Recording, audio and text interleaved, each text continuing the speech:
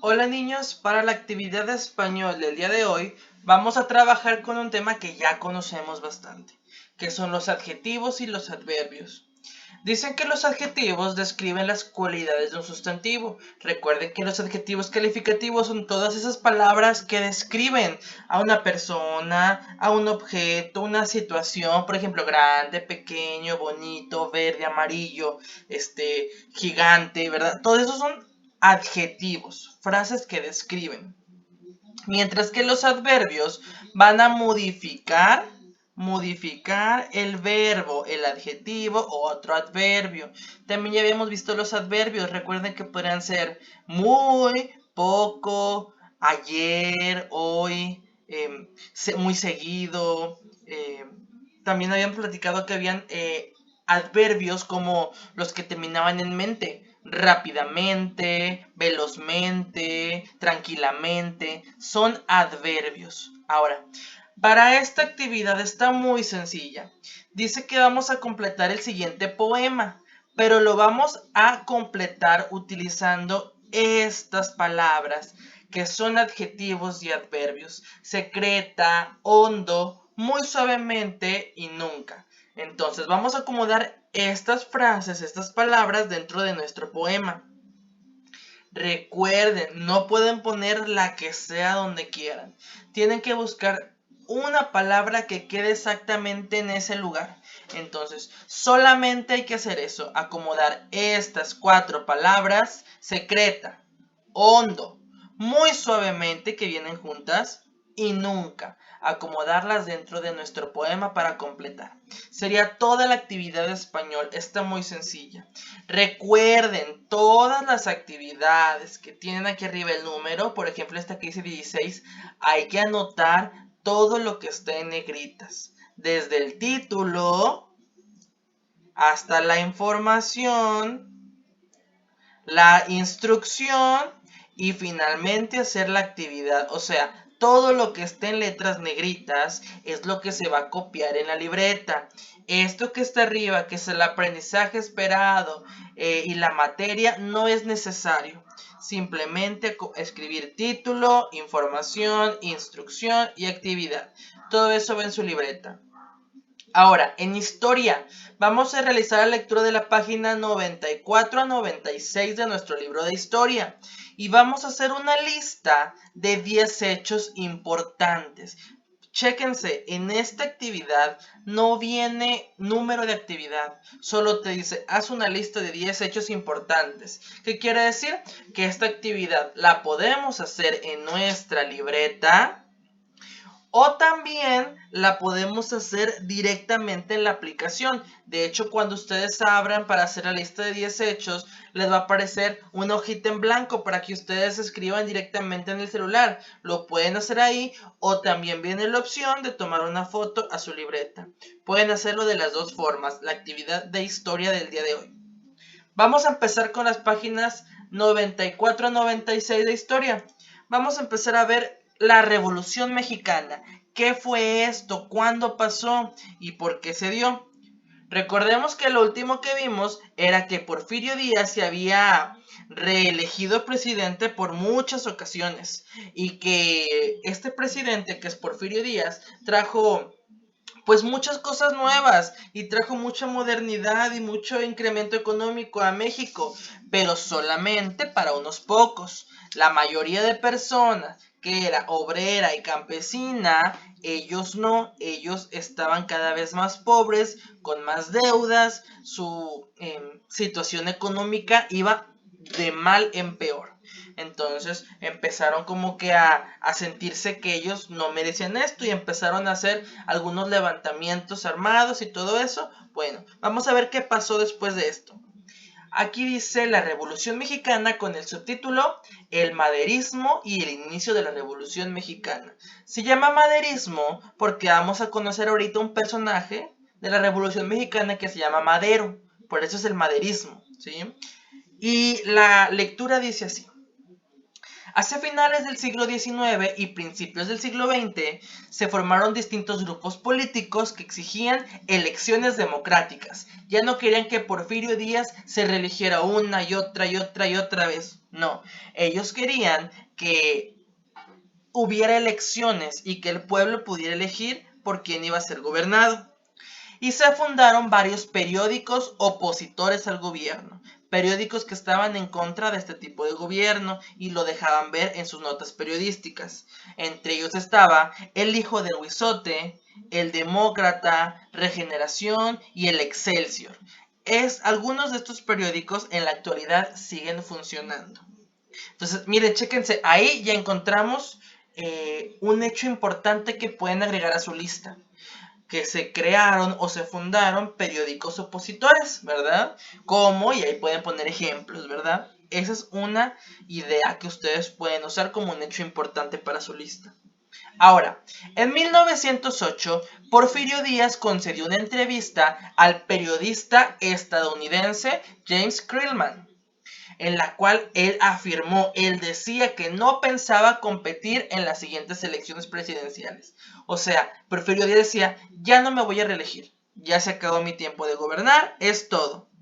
Pues consideraba que México estaba listo para gobernarse democráticamente, pero en realidad Díaz no tenía la intención de abandonar el país, o sea, abandonar el poder. O sea, él decía que ya iba a dejar de ser presidente, pero en realidad no, él quería seguir religiéndose.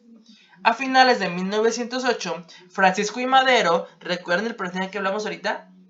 Publicó un libro, se llamaba La Sucesión Presidencial en 1910, en el cual propuso crear un partido político que se opusiera a la reelección de Díaz, o sea, que no estuviera de acuerdo con que Díaz se volviera a elegir presidente.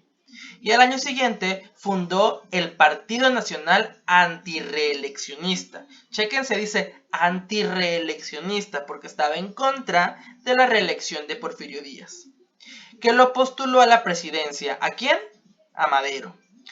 Como candidato viajó por el país para dar a conocer sus ideales o sus ideas políticas, destacando entre ellos su empeño para él quería que México fuera un país democrático, o sea, que todos pudiéramos decidir o tomar parte de las decisiones del país, que fuera un país gobernado por la ley y donde todos los grupos sociales vivieran en armonía, que no hubiera tanta desigualdad. Todo esto es lo que buscaba Francisco I. Madero y por lo que vemos se escucha bien, ¿verdad? O sea, sí estaría bien que Francisco I. Madero fuera presidente.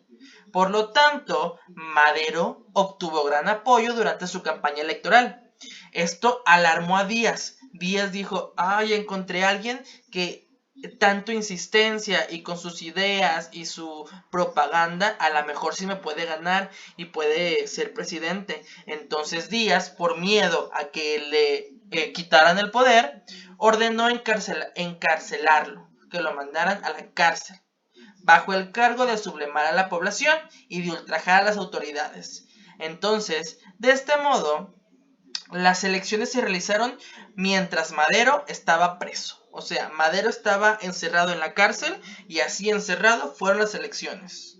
Como ya sabemos que Porfirio Díaz impidió el ejercicio del voto libre porque él no quería que votaran por otro, entonces Porfirio Díaz volvió a ganar la presidencia.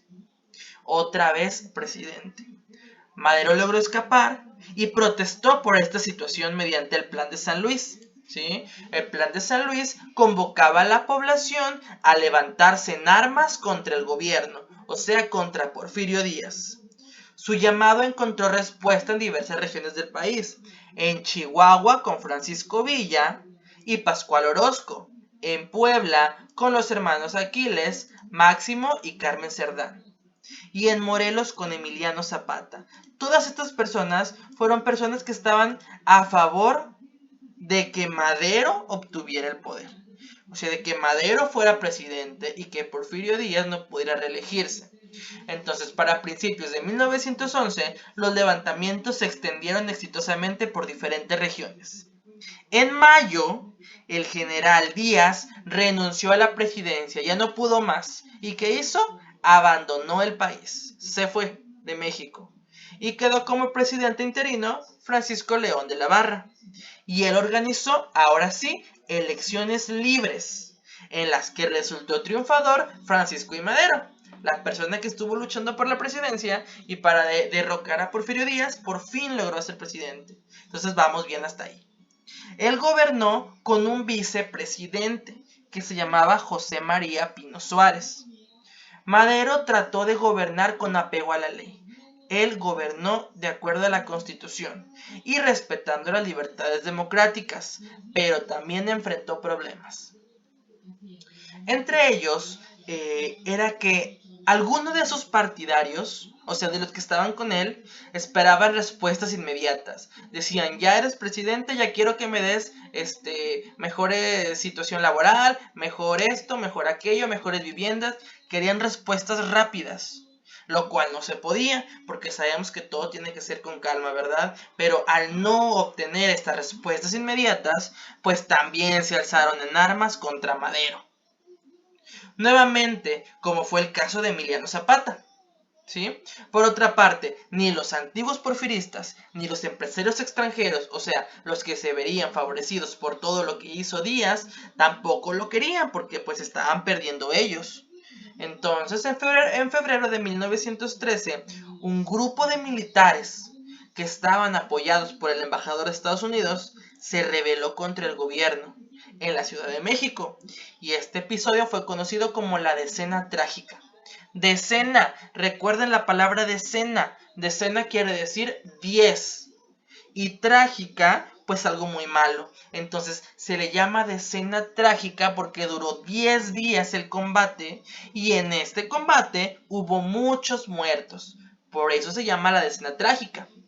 Entonces, Madero y el vicepresidente José María Pino Suárez fueron asesinados por órdenes del general Victoriano Huerta, quien usurpó la presidencia. O sea, Victoriano Huerta mandó a matar a Madero, mandó a matar a José María Pino Suárez, y ya que los mataron, él dijo, yo los maté, yo me quedo con la presidencia. Así que él se quedó como presidente. Cuando pasó esto, Venustiano Carranza, que era gobernador de Coahuila en ese tiempo, elaboró el Plan de Guadalupe. Este plan desconocía a Victoriano Huerta como presidente. Decían, él entró a la fuerza al poder, por lo tanto, él no es ni presidente. Y él mismo se autonombró el primer jefe del ejército constitucionalista, llamado así porque el plan exigía el respeto a la Constitución. O sea, él quería que se respetara el voto libre, que todos votaran, que fueran elecciones democráticas. Entonces, Venustiano Carranza empezó una lucha contra Victoriano Huerta para que hubiera un trato democrático entre todos. Entonces, hasta ahí nos vamos a quedar. Si ven que como que la continuación se queda, ¿verdad? Como que esta historia va a continuar. Porque en el siguiente semana vamos a ver qué pasó después. Por lo pronto, de todo esto que ya leímos, vamos nosotros a encontrar 10 hechos, 10 situaciones importantes que ocurrieron. 10. Por ejemplo, ya les dije una, la de los periódicos.